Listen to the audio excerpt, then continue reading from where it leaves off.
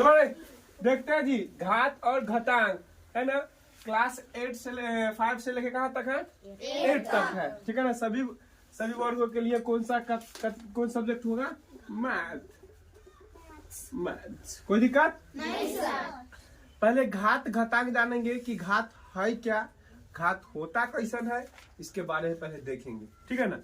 घात किस तरह से होता है, देखिए हम आपको कल बताए थे कुछ गुणनखंड के बारे में बताए थे, नहीं? Yes sir. गुणनखंड करने के बताए थे, जैसे आपको बताए थे हम 16 का गुणनखंड, है ना। कितना गुणनखंड? 16 का। तो इस तरह से गुणनखंड किए थे हम लोग, किए थे कि नहीं रे? चलो करने के बाद कितना गया था अब यहाँ पे देखेंगे। तो 16 का गुणनखंड करेंगे तो कितना? 1 2 3 4, यानी 1 2 3 4 कितना बार गुना किया? देखो तो 4 बार, है ना। देखो 2 दूनी 4 दूनी 8 दूनी 16। इसमें यह होता है कि जो गुणनखंड जो 2 की जो संख्या आया है वह कितना बार आया है? 4 बार। तो 4 बार आ गया। और जो संख्या 4 बार आया है वह उसी को रूप में हम बोलते हैं क्या है? यह घातांक है। समझ में आया कि नहीं? क्या बोलेंगे? या घात कह सकते, समझ में आया कि नहीं? तो इसमें कितना घात है? देखो तो 4 घात है, इसको क्या बोलेंगे? घात। तो घात कहने का मतलब समझ में आया ना कि किसी भी संख्या को दर्शाता है कि कौन संख्या कितनी बार आया समझ में कि नहीं? जैसे अगर हम 8 के बात करते हैं तो 8 का गुणनखंड करेंगे तो 2 1 2 आ गया कि देखो 2 का 2 2 4 दूनी 8। अब देखो तो कितना बार आया? कितना बार आया? 3 बार। कौन 3 बार आया? 2। कौन? 2। इसका मतलब समझ में आ गया ना? घात का मतलब क्या होता है? किसका घात कितने बार आया? 3 बार आया। कोई दिक्कत नहीं ना है? चलिए घात समझ में आ गया। चलिए ये तो यहाँ तक हम लोग क्लियर है, इसमें किसी को कोई प्रॉब्लम दिक्कत नहीं है। इससे हम कल वाले क्लास में पढ़े थे, सब पढ़े थे कि नहीं? चलिए कुछ आपको गुणनखंड भी दिए थे, कर लिए होंगे, अच्छी बात है। अब यहाँ पे देख लीजिए, आप देखेंगे कि घात घातांक होता क्या है, किस टाइप का होता है, से देखते हैं, ठीक है। उसके पहले ये होता है, चलिए अब यहाँ पे देख लीजिए कुछ एक बात इसमें बता रहे हैं। जैसे अगर हम 20 का गुणनखंड कर रहे हैं तो कितना होगा? 2 गुने 2 गुने 5 हो जाता है कि नहीं? अब देखिए तो 2 पर पावर कितना हो जाएगा? 2। अब 2 पर पावर 2 होगा कि नहीं? क्यों होगा? कि 2 कितना बार आया है? 2 बार। और 1 कितना बार आया है? सॉरी 5 कितना बार आया है? 1 बार। इसको 1 लिख सकते हैं कि नहीं? देखिए इसमें 1 नहीं लिख सकते हैं, या आप लिख भी सकते हैं। नहीं लिखिएगा, इससे कोई दिक्कत नहीं होगा, क्योंकि 1 का मतलब होता है कि 5 एक ही बार आया है। 1 मतलब किसी पे घात का मतलब 1 का मतलब कितना है? 5 कितना बार आया? एक ही बार। हम जानते हैं 5 1 का मतलब 5 इतना बार आता है ना। और एक बात और समझिए कि दुनिया में जितना भी संख्या है वो सब के ऊपर एक न एक घात है। समझ में आया कि नहीं? कि दुनिया में जितना भी संख्या है ना, जो भी संख्या तुम डिजिट ले लो, संख्या ले लो, उसके ऊपर एक न एक घात निश्चित है। चलिए अब 0 के घात, अगर 0 के घात कहने का मतलब 1 करेंगे, अगर 0 के घात 1 है तब ना हम 0 लिख रहे हैं। अगर 0, अब 0 कितना बार दिखाई दे रहा है आपको? 1 बार कि 2 बार? 1 बार। तो 0 के घात 1 से 1 दिखाई दे ना। हाँ, लेकिन आप यह कीजिएगा कि अगर 0 पर जितना भी घात दीजिएगा, जितना भी आप घात दीजिएगा, उसका सोल्यूशन हमेशा कितना आएगा बाबू? 0 ही आएगा। आ रहा समझ में? कितना आएगा? 0 आएगा। कोई दिक्कत नहीं? दिक्कत है? समझ में आया कि नहीं? और कोई प्रॉब्लम है तो पूछिए। चलिए अब देखिए, और एक पर जितना भी घात देंगे कितना आएगा जी? 1 ही आएगा। कितना आएगा? 1। अरे 1 गुने 1 बराबर 1। अगर 1 पर पावर कितना 4, 1 गुने 1 बराबर 1 गुने 1 बराबर कितना? 1। तो कितना आएगा आपको? 1 ही आएगा, है कि नहीं? कितना आएगा? 1 आ जाएगा। समझ में आया कि नहीं? चलिए कोई दिक्कत है इसमें? चलिए घात समझ में आया कि नहीं? अब 1 का मतलब समझ में आया कि नहीं? चलिए अब आगे चलते हैं। उसके बाद देखिए, ये भी समझ में आ गया। अब देखिए इसके ऊपर कितना घात है? 1। इसका मतलब 5 कितना बार आया है? 1 बार। क्या अब कितना 5 कितना बार आया है? 1 बार। इसका मतलब जो 1 बार आएगा उसको कितना लिखेंगे? 1 ही बार लिखेंगे। आया समझ में कि नहीं? चलिए अगर हम 40 की बात करते हैं, कितना की बात करते हैं?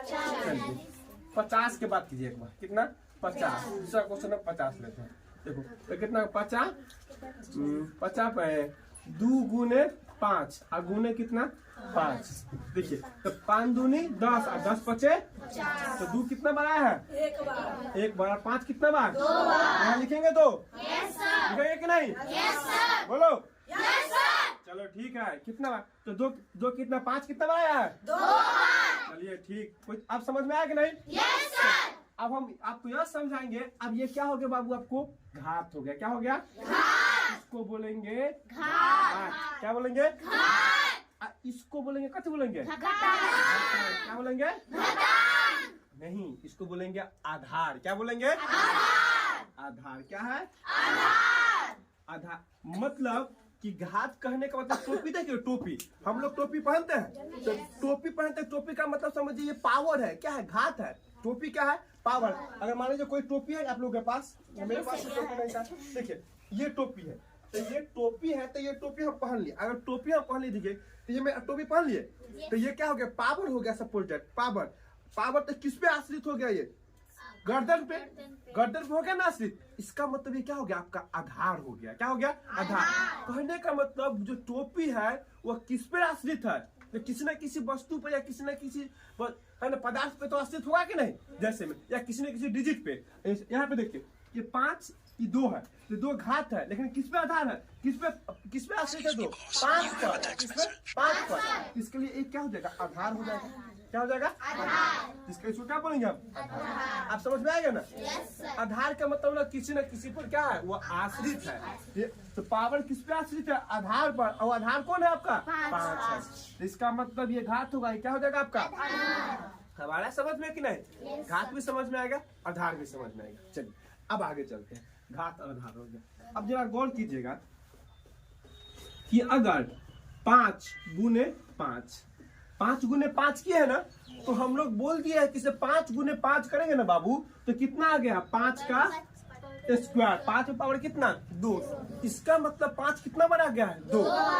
अगर हम 5 गुने 5 पर पावर 3 लिखेंगे तो कितना आ जाएगा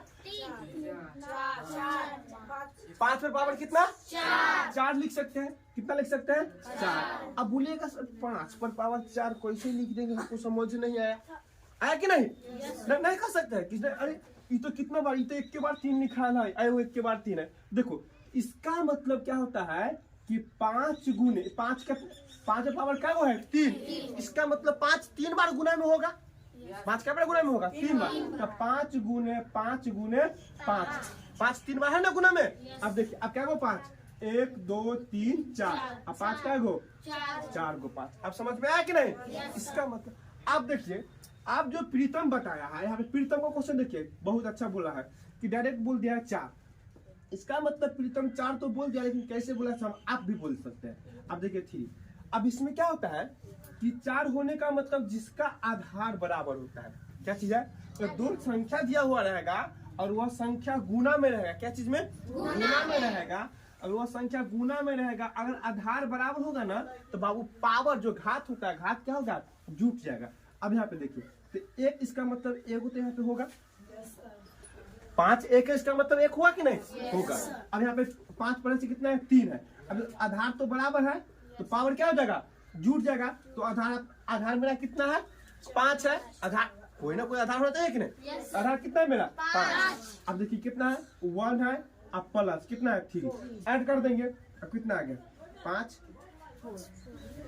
तो 5 पर पावर कितना 5 पर पावर 4। अब देखिए जब 5 पर पावर 4 इसका मतलब जो प्रीतम बोला गया था प्रीतम बोला था बिल्कुल सही बात बोला गया कितना। इसका मतलब क्या समझे कि अगर आधार बराबर रहेगा और गुना में रहेगा तो पावर क्या हो जाएगा जुट जाएगा। पावर क्या हो जाएगा कोई दिक्कत नहीं ना है। चलिए हम यहाँ पे ये बात तो समझ में आ गया हम लोगों को।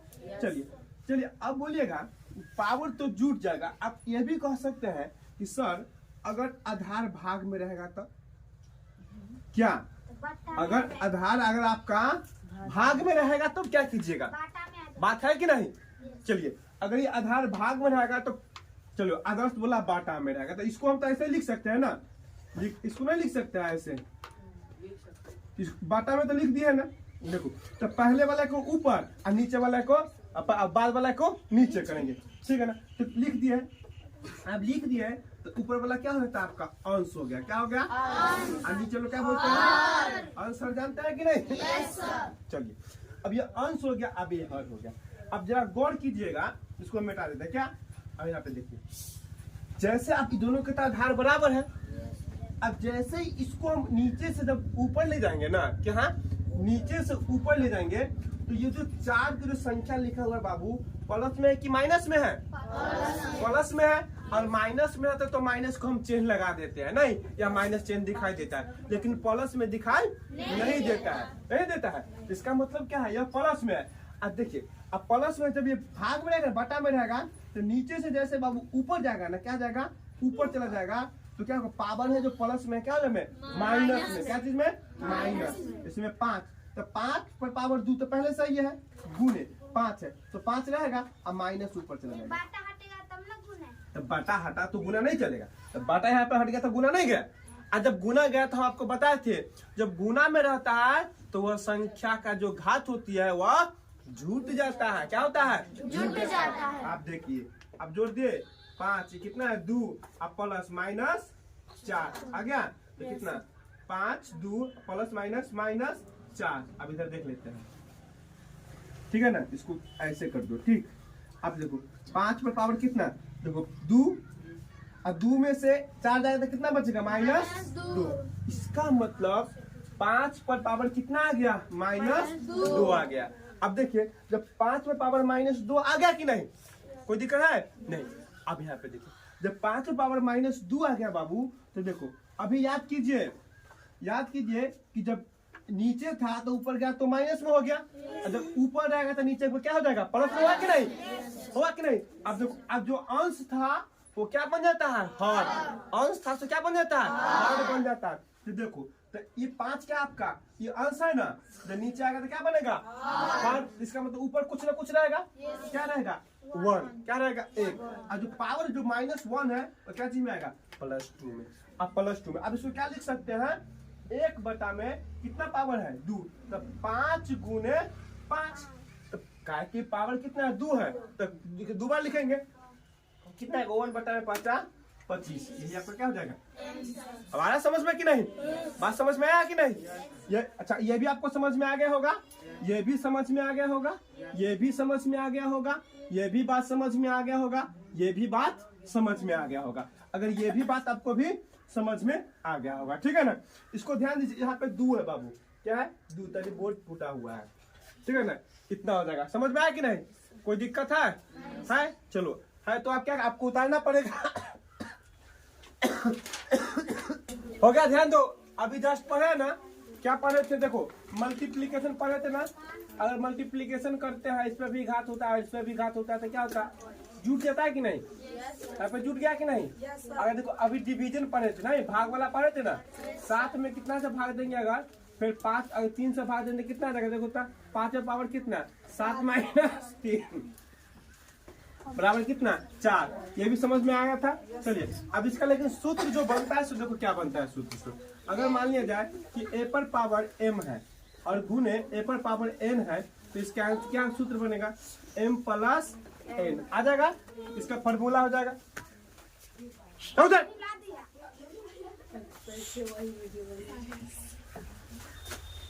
ये और दूसरा क्या है? देखो अगर a पर पावर क्या है? n गुने a पर पावर क्या है? भाग करो इसको, a पर पावर n बराबर क्या होगा? a पर पावर रहेगा m - n आ गया ना। ये क्या हो जाएगा आपका? जड़ी बूटी है, ले लो, सूत्र है, ठीक है ना। आ गया? चलो लिखो इस सबको, चलो इसको होमवर्क पूरा करके लाना है, ठीक है ना। दोनों का होमवर्क करके लाना, कल हम चेक करेंगे, ठीक है ना। चलो